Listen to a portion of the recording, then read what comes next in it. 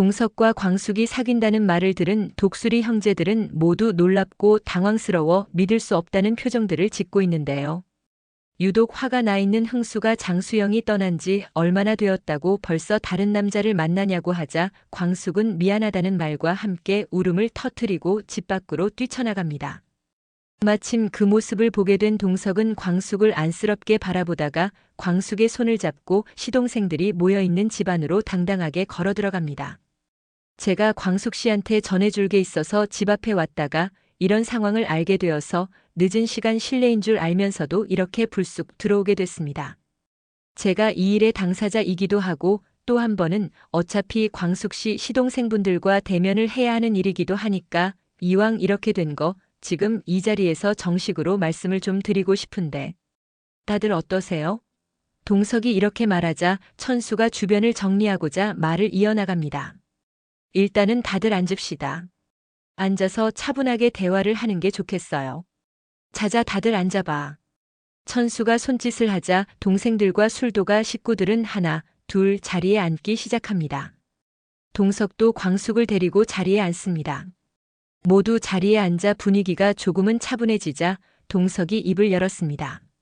시동생분들은 광숙 씨와 제가 사귄다는 사실을 갑자기 알게 되셔서 다들 당황스럽고 놀라신 것 같은데 동석의 말이 채 끝나기도 전에 흥분해 있던 흥수가 이렇게 말합니다. 두 분이 사귄다는 사실을 숨기고 저희들을 속였으니까 우리들이 이렇게 황당한 거 아닙니까? 그러자 동석이 차분한 목소리로 이야기합니다. 흥수 씨 그건 오해예요.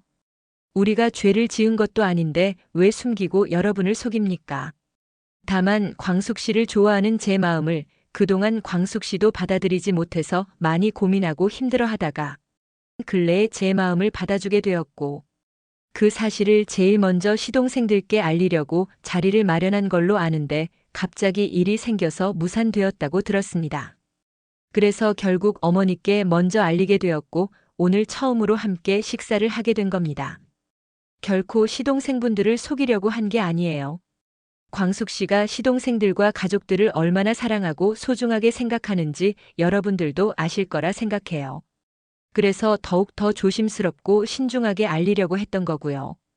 동석의 말이 끝나자 굳은 표정으로 흥수가 또 말을 받아칩니다.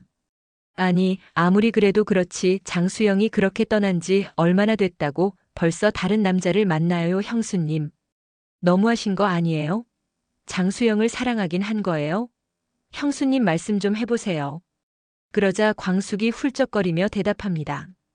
흥수 도련님 무슨 말씀을 그렇게 하세요? 저 장수 씨 너무 사랑해서 결혼했어요. 그렇게 말씀하시면 저 마음이 너무 아파요. 광숙은 울음 섞인 목소리로 계속 말을 이어갔습니다. 그를 본 범수가 한마디 합니다. 그래 흥수영 무슨 말을 그렇게 심하게 해. 형수님도 그동안 마음고생 많이 하셨는데 이렇게 결정하시기까지 얼마나 고민이 많으셨겠어.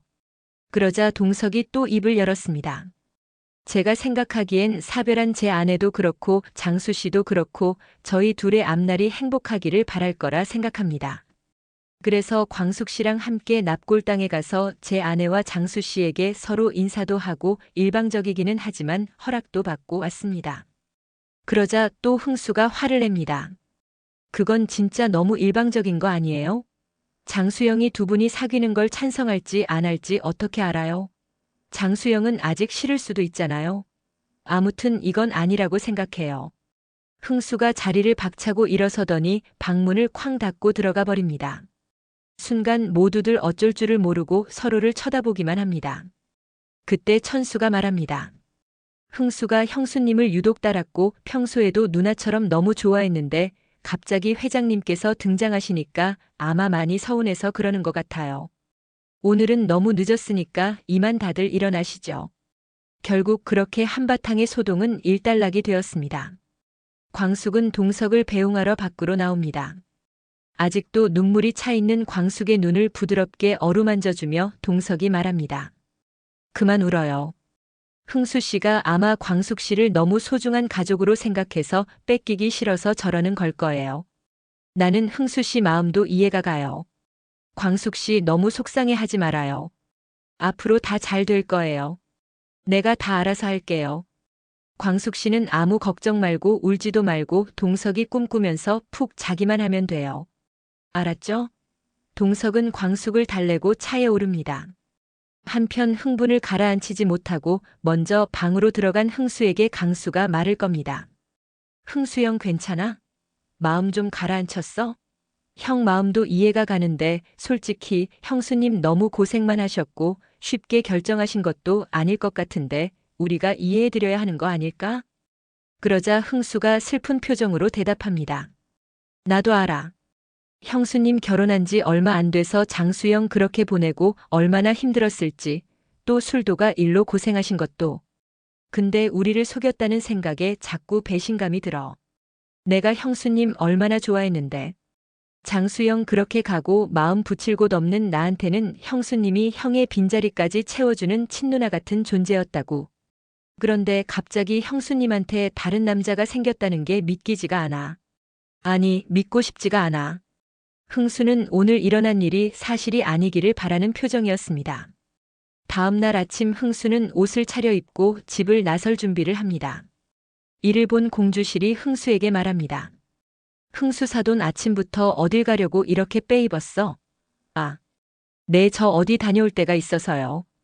흥수는 뭔가 결심에 찬 표정으로 대답하고는 어디론가 향합니다. 흥수가 향한 곳은 어디일까요? 얼마 후 한동석 회장실의 비서가 동석에게 누군가 찾아왔다고 말을 전합니다. 회장님, 오흥수라는 분이 회장님을 뵙고 싶다고 찾아왔습니다. 그러자 동석은 흥수를 흔쾌히 받아들입니다. 오흥수라는 분이 찾아왔다고요? 들어오시라고 해요. 그러자 말끔하게 차려입은 흥수가 회장실로 들어옵니다. 어서 와요, 흥수 씨. 여기 앉아요.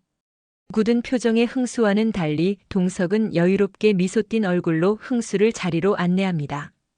둘은 회장실 소파에 앉았고 흥수가 말을 하기 시작합니다.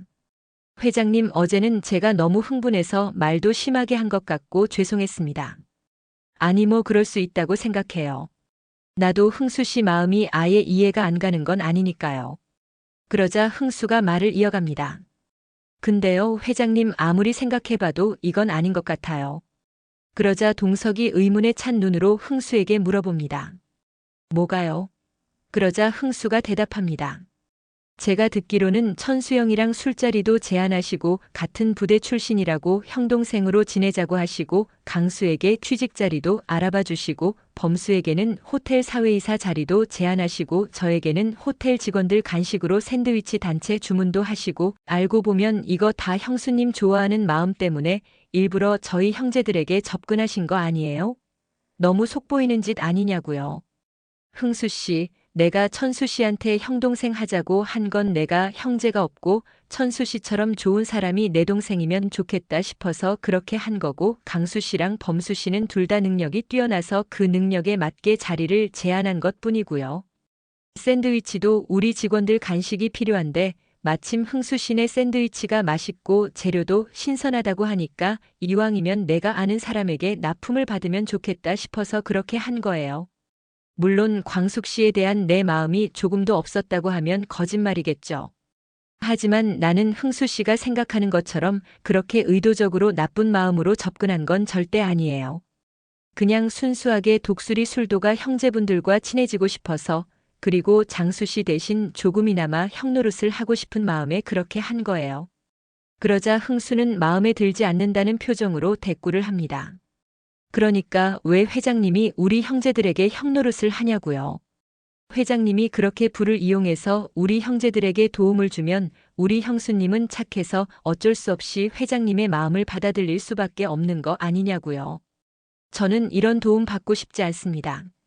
전혀 순수하게 받아들여지지가 않는다고요. 그런 식으로 우리 착한 형수님 마음 흔들지 마세요. 그리고 호텔에 샌드위치 납품하는 거 저 거절하겠습니다. 흥수는 이렇게 단호하게 말을 내뱉고 동석이 대답도 하기 전에 회장실을 나와버립니다. 흥수가 나가고 회장실에 덩그러니 앉아있는 동석은 생각이 많아지면서 표정이 좋지 않습니다. 동석과 광숙의 사이를 반대하는 흥수로 인해 마음이 편치 않은 두 사람. 앞으로 어떻게 이야기를 풀어가야 할까요? 여러분들도 좋은 의견 있으면 댓글에 적어주세요. 많은 의견 기대하겠습니다. 재밌게 보셨다면 구독과 좋아요도 잊지 마시고요. 시간이 갈수록 더욱 더 흥미로운 이야기 전개가 기대되는 KBS ETV 토요일 일요일 주말 드라마 독수리 오형제를 부탁해. 많은 관심과 시청 바랍니다. 감사합니다.